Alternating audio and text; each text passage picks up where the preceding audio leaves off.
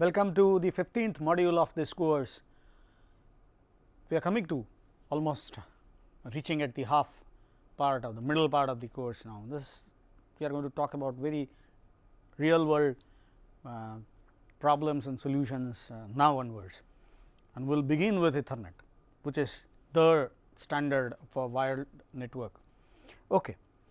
And we will be talking about MAC layer, because MAC layer is something which is very critical for those computers which share the channel. LAN, Ethernet actually started with a shared channel concept, later on it went into something called point to point mode. So, Ethernet is a very critical this thing. We will look at other protocols later, but we will be concentrating on Ethernet in this particular module. Okay. MAC is useful when the media is shared. As I said, Ethernet started with a shared media kind of a case. Ethernet and Wi-Fi are two most popular LANs that we will look at in this particular module, this particular course. The issue is that you will need to coordinate when there are multiple senders sending. Okay. When there are multiple senders sending, you need to make sure who will send next. And if there are two senders sending at the same point of time, what we experience is called collision. You will have to come out of that collision and make sure the sanity is maintained. Okay. That is very critical. Two ways to resolve this problem whenever there is a collision or likelihood of collision when there are multiple senders. First method is called central arbitrator. There is a central arbitrator who will decide who will send next, and without the central arbitrator's consent nobody can send. For example, in case of Wi-Fi, if you have an access point, it follows something called PCF, point coordinated function. In that case, access point decides who is going to send next on which channel, and nobody can send on its own. So, that is how it is done. So, it is one way of arbitration. The other method is some sort of distributed algorithm. Everybody using consensus decide who will send next, and there are some methods of doing it. And distributed algorithm can also be like, let anybody can transmit, and if there is a collision, then there is a consensus of how to resolve that collision, who will transmit next. Okay. So, Ethernet followed that, even Wi-Fi follows that approach. Wi-Fi without, when you two laptops talking to each other directly, is called DCF mode or ad hoc mode. That method is adopted.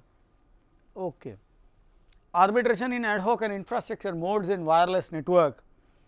Okay. As I said, AP authenticates and acts as an intermediary infrastructure or PCF mode, while AP also decides the time and frequency to use for each machine.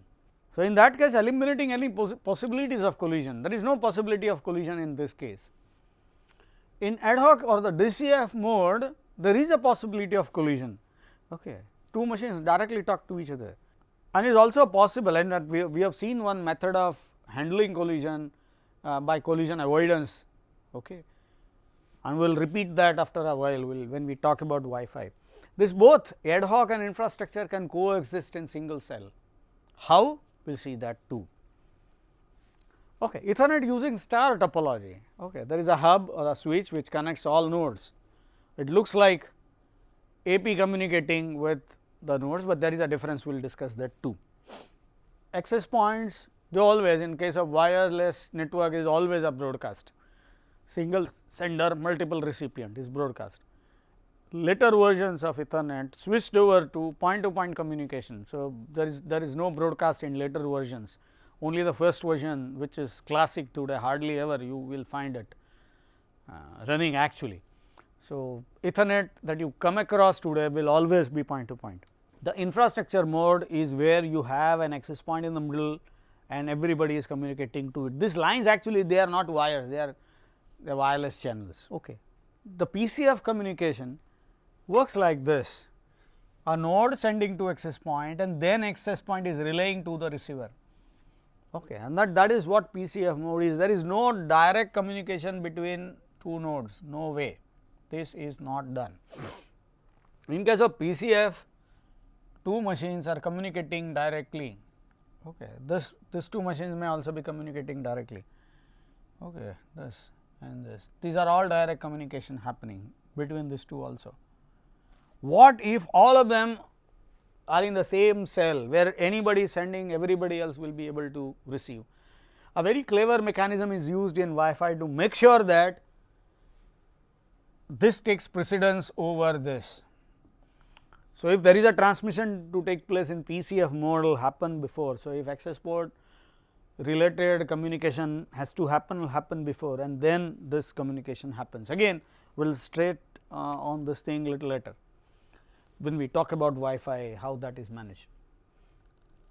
The first version of Ethernet was 10 megabits per second. It was called DIX, based on 3 companies which took part in the standardization process: Digital, Intel and Xerox. Okay. It is the first version, and that was inspired by a wireless network, the first wireless network of this world called Aloha. Okay. You may read about Aloha in any one of the books that I wrote, Computer Networks, or the other one, DCN book. Okay. This was the first version, was a broadcast network. Okay. It was like this. So, it works like this. This is a wire called bus. Every computer is connected to it like this. Okay. So, if one sends, it will available to all, it is basically a broadcast. Okay. So, with a bus or a hub as a connector. The case of hub, we have already seen the hub. Okay. So, I will not talk about that once again. There is an algorithm called binary exponential backup, which is used when there is a collision. We will again see that algorithm, how that algorithm works. It started with the coaxial cable Ethernet. The first version, we used to have that bus actually was a coaxial cable, was made up of coaxial cable. Then we have the UTP. Now, even today we have unshielded twisted pairs. We have already seen unshielded twisted pairs. We will discuss about that. Okay. They are still in vogue, people are still using it, most of the cases you will find them, but now the era is of fiber optic cables. Probably in future, or 10 years down the line or 5 years down the line, you will not find UTP cables, all cables will be fiber optics. Okay. Organizes members in a star topology. Star topology we have already discussed. There is a hub or a switch, now known hubs again. So, there is a switch which connects to all nodes in a star fashion. Cascaded star will have see hub or switch. Now, this is star. No, okay, it looks like star. Physically, it is this. Logically, it is this. A hub or switch in the middle. Okay, and all nodes are connected like this. So, it looks like star. Okay, and this is cascaded star. Okay, so there is a port which connects to some other switch. Okay. That means 3 networks are connected using switch. I have talked about this, how networks get connected with switches. Okay. This is called cascaded star. Both of them are quite common. Okay. DIX later standardized by, in fact, DIX was the first standard. The story is little interesting. Let me talk about that. First version was DIX, and it went on actually for quite some time. Ethernet become so widespread in use, people demanded that should be again standardized by a neutral body like IEEE. So, IEEE joined and standardized it, but then made 2 changes. But the earlier this thing, the frame type was so famous and people continued using that. The new frame type had issues also, the Ethernet standardized one. So, IEEE has to bow and then accept the original earlier DIX standard, and they named that thing as Ethernet 2. So, Ethernet 2 actually is an older DIX standard. Ethernet 1 is the standard which IEEE proposed. They are not very different, there are differences at 2 places, and we will see that difference too, but that is it here. Okay. So, DIX later standardized by IEEE as Ethernet 2, and 2 versions of frames, Ethernet 1 and Ethernet 2 now. So, in hardly ever you will get Ethernet 1 frame, in most cases it is Ethernet 2, the first version DIX is still on. You looked at the star topology and cascaded star topology. Here is the Ethernet frame format. The first one is preamble, which we have seen earlier, 10, 10, 10, 10, all that. Okay. And this is DIX, or Ethernet 2, which is most common. The first one is destination address, 6 byte. Why destination address is before source address? And in fact, preamble is not part of the frame in true sense. Destination address frame begins with destination address. Why it is the first address? Remember, it began as the broadcast solution in the beginning. So, whenever you are a receiver and you start receiving a frame, you just look at the first field. If that destination address is yours, what do you need to do? You need to read it. Otherwise, you do not need to, you just forget about that frame. Okay. So, that destination address is very important. It is very analogous to if you go to your class and shout, okay, Ramesh, here is a message for you. Now, when you say Ramesh in the beginning, everybody else will not listen the later part, because that is not intended for them. So, that kind of a thing. Source address, which comes next, is basically the sender's Ethernet address. The type we have already discussed this, which is used in multiplexing. So, Ethernet card is carrying an IP version 4 or IP version 6 is decided by this value or anything. In fact, Ethernet can carry many other things. So, this type value can tell the receiver exactly what is there in the frame, and accordingly who the recipient is at the other end to be given. This is where the data is, and we have already looked at this value. The frame length can be maximum of 1500 bytes. So, it actually the frame might not contain a byte. So, that is 0, might contain maximum 1500 bytes. But then there is a minimum frame size also. That minimum frame size is 64 bytes, and that is also quite an interesting thing. My frame 64 byte is minimum value, is minimum frame size for Ethernet. My header excluding preamble comes out to be 18 byte. As I have told you, Ethernet frame can be without data. In that case, the Ethernet frame size is only 18 byte. But remember, this is minimum size. So, what should I do? I need to pad. So, what should I be padding? How many? So, 64 minus 18, that is comes out to be 48.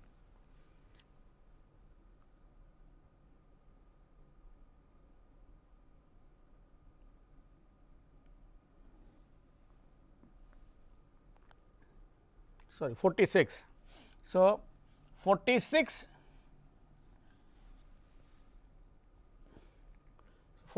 sorry. So, here in that case, if the frame size is less than 64, this padding till 46 will help me having a frame of required size 64 bytes. And here I have the CRC. Okay. So, the very CRC which we discussed before.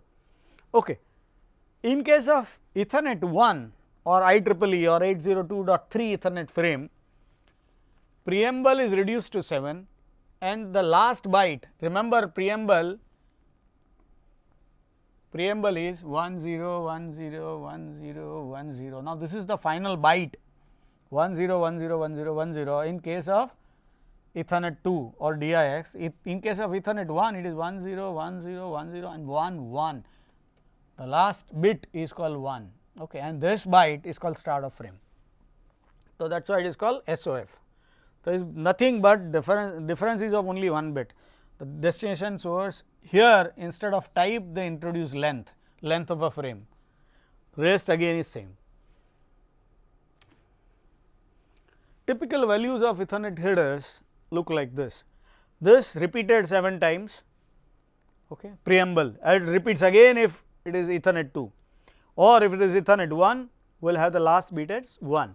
Okay. Now, the destination address, there are 3 categories of destination address.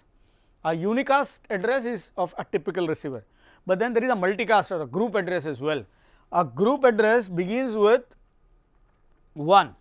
Okay. So, whenever an address begins with 1 is a group address, and there is a special address called all ones, all 48 bits, 6 bytes, 48 bits, all ones mean a broadcast address. Whenever a destination address is all ones, that frame is given to everybody in the network. Okay.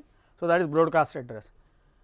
Source address is the sender's unicast address. Source address cannot be a multicast or group address. Obviously, a group is not sending, or a group is not sending to anybody. Okay. So, sender is always a single person. If it is greater than 1500, then it is type. If it is less than 1500, then it is length. Now, this is a critical thing I have already talked about earlier about this. The type values were all more than 1500. Okay. So, when IEEE decided that I can have both frames as valid standard frames, IEEE has to have some mechanism of differentiating. So, fortunately, by the time all type values were more than 1500 and length obviously is going to be less than 1500, because Ethernet frame cannot be longer than 1500 bytes. So, this particular field is going to be used also as a field to distinguish between Ethernet 1 and 2. So, if it is greater than 1500, it is Ethernet 2, if it is less than 1500, it is Ethernet 1.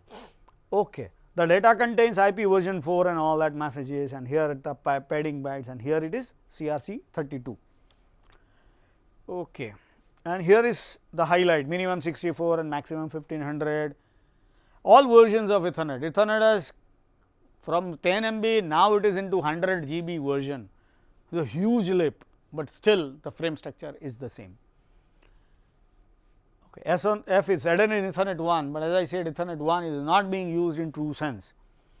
Type is replaced by length, and here these 3 type of addresses, but interestingly it also implements something called IP multicast. In case of internet, it is possible for you to have groups and IP at network layer define groups and use something called IGMP, Internet Group Management Protocol, to send information to groups. Now, when it is to be implemented in Ethernet, it becomes very easy, because Ethernet provides us a multicast address, and that is done by, it just takes the 23 bit from that IP multicast address, it will just pick that thing up and copy it here. Okay. And this is fixed. This indicates that is a group, that IP multicast group, and the value is this. So, it makes it very easy. If an IP wants to multicast to a group, we will just use this, it becomes very easy for IP to do it. Okay. In the beginning, the first version of Ethernet came when it was a broadcast mechanism, had a problem. The problem is there is likelihood of collision. When there is a collision, they had to find a solution, and that solution is known as CSMA-CD, carrier sense multiple access. Carrier sense means you just sense the carrier before you send. So, if somebody is sending, you will not send. Multiple access, more than one senders can sense the same channel. Collision detection, it is also possible for sender to listen to whatever it is sending at the same point of time. So, whenever it finds that my frame I am sending something and I am receiving something else, I can stop. Okay. That is called collision detection. I can detect collision and stop at that very moment. Okay. So, receiving while sending helps quick detection of collision. Okay. It is quite possible the frame is not completely transmitted, so we will not send the remaining part. Okay. It is no longer useful, because Ethernet later versions you do not have that shared channel. Okay. So, there is no likelihood of collision. So, this CSMA-CD is not used in Ethernet, but is used in many other protocols today, especially wireless protocols. Invite binary exponential backup algorithm. When there is a collision, this binary exponential backup algorithm, again as I said, Ethernet is not using this method any longer. This algorithm has lost its relevance for Ethernet, but is still relevant for many other cases, including Wi-Fi. How this binary exponential backup algorithm works? In fact, it has a very simple idea. Binary exponential backup algorithm doubles the waiting period after every collision. Okay. So, for example, if you wait for 2 seconds, after the collision you wait for 4 seconds. So, that is doubling. How that is done, okay, we will talk about, but let us see. Okay. Every colliding node run this algorithm. If there are 2 nodes collide, will run this algorithm. What will happen? The round trip type in an Ethernet is calculated, and it is usually written as 2 TOT, where TOT is the time for sending one communication between 2 farthest nodes. Okay. And let us call that value as t. So, that is my time slot. That time slot is the time to send from a farthest node to other farthest node and get back. So, whatever that time is, that is the time slot. Okay. So, what I do, if current time is Ct, I will choose between current time and the first time slot and the second time slot. So, it is like this in fact.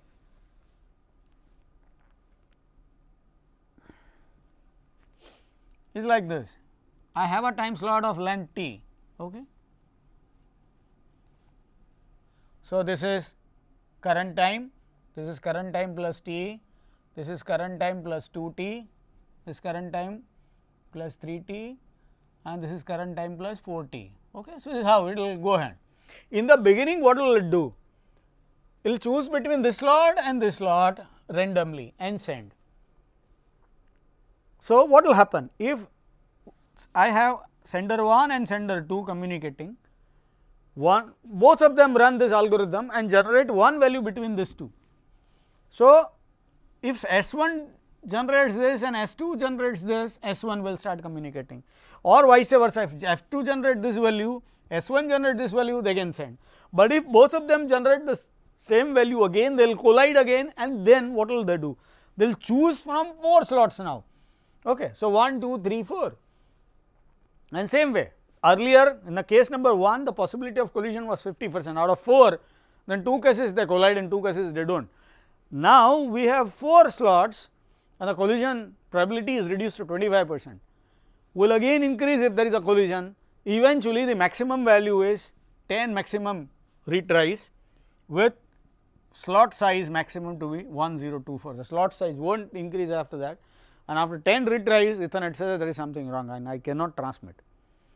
Okay. So, that is what it does. Okay. Now, the process is explained. If channel is idle, you just send, you do not need to worry.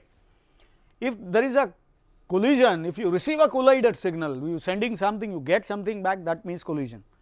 Okay. Now, you wait for 1 or 2 time slots, the collision time 50 and this all. Okay. We have already discussed this, I am not going to talk about that yet again. Okay. But then there are 2 things which is important. Why can't we just choose from 1024 slots? But then the possibility of 2 senders colliding is maximum. In that case, if both of them choose a higher value, one of them uses 1023rd slot, the one more is using 1024 slot, we are wasting important critical network bandwidth. Not only that, even if suppose if both of them chooses 1024th slot, after waiting for that long a period, they are again going to collide and they will again have to rerun this algorithm. So, that is not a good thing. You should start with 2 slots and then increase. And again, why you need to increase? You just keep 2, but then if you keep 2, the problem is that if there are multiple senders who collide. For example, when the class is over, all students will go to lab and start submitting their assignment. Everybody starts sending that data. So, that information everybody starts together, then all senders, if all 50 students working together and their packets collide, what will happen? And if they are always choosing from 2 slots, will only successful if 49 of them chooses 1 slot and 1 of them chooses the other slot, that is the probability is very less. But if you keep on increasing that size, after a while it is quite probable that one of them get a fair chance to send it through. So, that is the reason why this method is adopted. Okay. Ethernet has also changed over. In fact, as I said, it started with broadcast domain and now it has changed to point domain. We will not broadcast any longer, it uses a switch and uses a switch in a point to point communication fashion, will not broadcast. Okay. A switch allowed multiple communication parties in parallel. Let me again talk about that thing. So, if this is a switch and I have some ports, this is an 8 port switch. If I am sending on this port, I am connected to this port and here is a receiver, I am sender, here is a receiver. So, and here the all ports are connected by something called a backplane. So, over a backplane my packet travels, my frame travels to this and receiver will receive it. It is not broadcasted. In case of hub, it was sent to all ports. Now, it is only sent to this port. So, which remembers who is connected with which port. So, looking at the destination Ethernet address, we will find out the port connected to it. So, it actually maintains a table, okay, a Ethernet address and the port number. So, whenever it receives a frame with a typical destination address, it knows which port it is looking at this, and then it transfers that packet to our frame to that recipient's port. Okay. Okay. So, switch allowed multiple communication to happen in parallel. How? I am sending, but if there is somebody else who is connected to this port and would like to send to this port, is absolutely fine, he can continue doing it. The backplane will carry that too. In fact, backplane is so high bandwidth that it can carry all 8 conversations together, no problem. Okay. So, for example, every port is of 10 MB, the backplane will be of more than 80 MB. So, there is no issue, multiple parties can send together, all of them can send together, is possible. Okay. Switch allowed port to port transmission, I just talked about, allowed to store a frame at port. Now, that also is quite interesting. For example, I am sending to this receiver, this person is sending there, but then there is one more person who wants to send to the very sender I am sending, very receiver I am sending to. Now, there is a likelihood of collision if there is a problem, but no, this port is quite smart. What does it do? Suppose if this guy starts and then starts sending, so this port starts receiving frame from this and is being delivered at this place. Now, I send a frame. Now, this port can see whether this port is free or not. If this port is not free, we will have a space to store the frame that I am sending. So, you will not tell me not to stop, I am continuously sending. The port receives the entire frame and store it here, but that time the frame is done, this port, this guy has finished sending, then my port delivers this frame there and the receiver will receive it. Okay. By the time if there is a new frame from it, this port is also smart enough to wait till my frame gets over. So, it in fact data from both the senders interleave and receiver will not miss anything. Okay. One more question that you might have, what if this guy meanwhile is receiving something, is interested in sending, will collide with whatever it is coming in? No, most of the cases switch works on dual full duplex mode. So, there is a line for sending, a line for receiving, both lines are separate. Okay. So, if you are sending and receiving at the same point of time, you will not come across any problem. Okay. So, that is the power of that this thing, and this whatever I talked about is all listed here, and there are many versions 10 MB, 100 MB and it is 100 GB it has reached.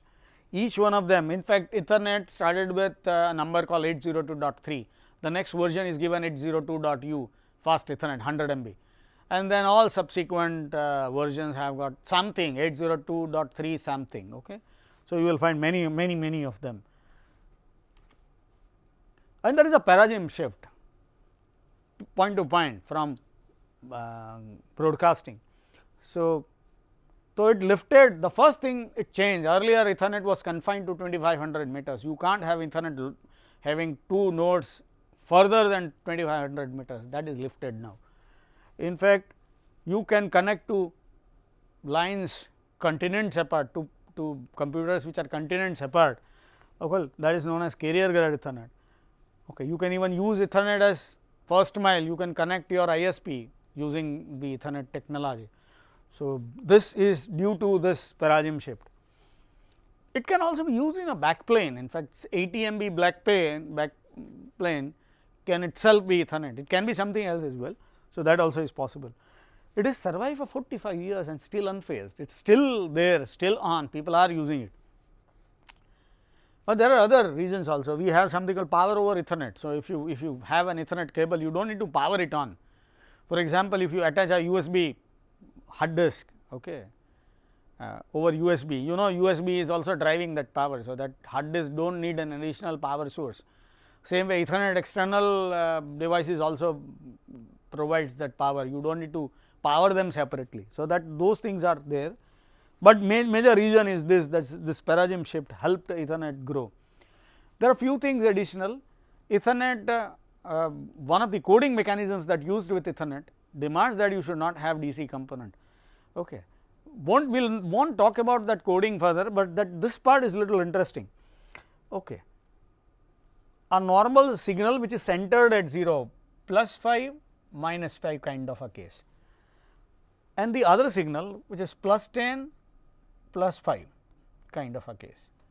Now, this signal is have something which is different than this. What is the difference? Shown here. When signal is up like this, okay, this is 0. Okay. If you add this, you get this. Okay. So, this part is called a DC component. My point is, Ethernet decided the coding mechanism. We will not be discussing that. You may read reference 1 and 2, my both books on computer networks and DCN for getting more information on it. This DC component is reduced. Okay. Interestingly, Ethernet also provides pause frame for flow control. We have many versions, 10 MB, 100 MB, 1 GB. So, what if 1 GB Ethernet card is sending some data to a 10 GB Ethernet? Now, 10 GB Ethernet, sorry 10 MB Ethernet will be swamped. So, we will have to do something, we will have to tell the other end please stop, and you will have to provide some time for which the other end will stop. Okay. So, that frame looks like this, rest of the thing is simple. Here is a type value which is 8808, which indicates that is a control frame. Okay. If it is 0001, then it is a pause frame. This is the only control frame. In fact, there is one more value 0101, which is called point base flow control, that is probably base flow control, as the other case which we will not discuss. But this pause frame provides the time here. What will receiver do? Whatever value is 0000 to FFFF, the 2 byte value. So, we will multiply that with 512 bit times. Okay. So, bit time is how long that bit stay on the wire is called bit time. So, it multiplies with that 512, whatever time it is, the sender will stop. The receiver, when receiver responds back with this pause frame, this value is multiplied by 512 bit time, and the receiver will wait for that, sender will wait for that period to send the next frame. Okay. So, this is how flow control it takes place. In fact, there is one more thing which has proven very good for Ethernet. I have, suppose if in the beginning I have all 10 GB, I have an access point. Suppose if I buy an access point, this is 10 MB access point, all my hub 10 MB switch.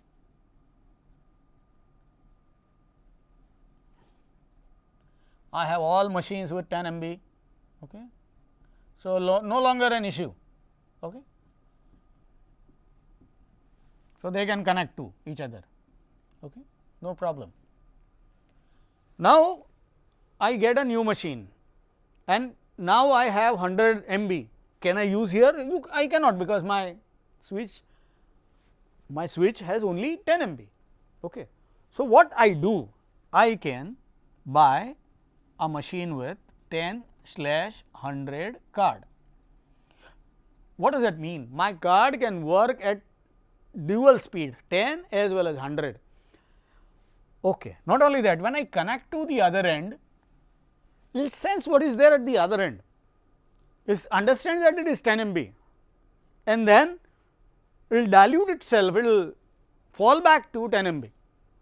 So, now we will continue working as 10 MB. I do not have any problem. I have a better card, I connect to my old switch, I will still function as an old switch speed. I do not need to worry about.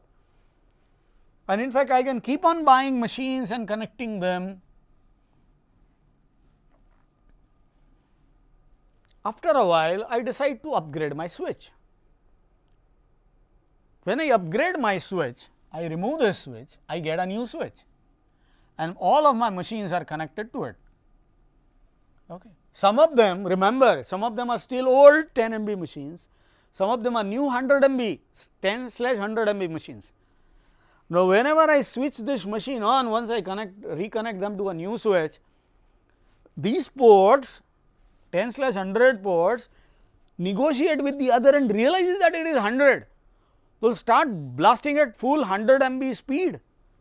So, all those machines which I bought, whose capability I could not harness, now I can, because now they can start working at 100 MB. What about those poor 10 MB? They can still work, because these ports, the new switch ports, are also 10/100. So, what they can do? They can sense what is at the other end, and they can fall back to 10 MB, because the other end is only 10 MB. Okay. What has this enabled us? This has enabled us this 10/100. In fact, that went on 10/100/1000 when gigabit Ethernet arrived, and it is also 10 giga cards are also available today. Point is, this has given us a very smooth migration to newer and better and faster systems. If I buy a new machine with a better card, I can still do it. I can connect to my old network and work. As long as the network is not upgraded, I do not get the services, but as soon as I get it upgraded, I start getting that faster service. Okay. So, but that smooth upgrade is very important. Otherwise, what would happen if I want to run everything at 100 MB? I will have to throw away everything that I have, throw away all cards that the machines have, replace them by better cards. Now, that may be very expensive considering number of cards that I have in my organization, and some of the machines, some of the laptops or machines may be so old that the new card may not work there. So, that is the issue. And the very thing also is happening with Wi-Fi. Okay. You have those cards, we will be talking about similar that thing when we talk about Wi-Fi as well. Okay. So, this is what it is, cards with /100 speeds and 10/100 or 1000 speeds, etc. they are already there, they are called dual speed multi-speed cards, and the process which it does, it is called auto negotiation. It negotiate the speed with the other end and decide what is the best choice, 10 or 100. Okay. If both of them agree on 10, it is 10, one of them is on 10, the other one will fall back to 10. If both of them says yes, it is 100, then both of them will start using 100. Okay. Can sense the other and decide the speed, that is called auto negotiation. Smoother upgrades to higher versions is possible, and that made it, okay, it allows heterogeneous node to be part of the same network, and that was the best thing that it provided. With that note, we will conclude this module. In this particular module, we looked at the first medium access layer, first version of our medium access layer, the Ethernet. In this particular module, we looked at the Ethernet frame itself, the process, flow control, and what each field mean, and why that field. If you remember our discussion of the previous module, this Ethernet frame does not have any sequence number or anything. It is a very simplified frame. When we look at the other frames later, we will be able to see how simplified this design was. But then we have also seen one typical complicated frame called force frame, where it is the only control frame in Ethernet, which is used to make sure that the sender, the fast sender, does not swamp the slow receiver. Okay. At the end, we have seen the process of auto negotiation and multi speed cards, which enable smooth growth of Ethernet. With that note, I would like to conclude. Thank you all.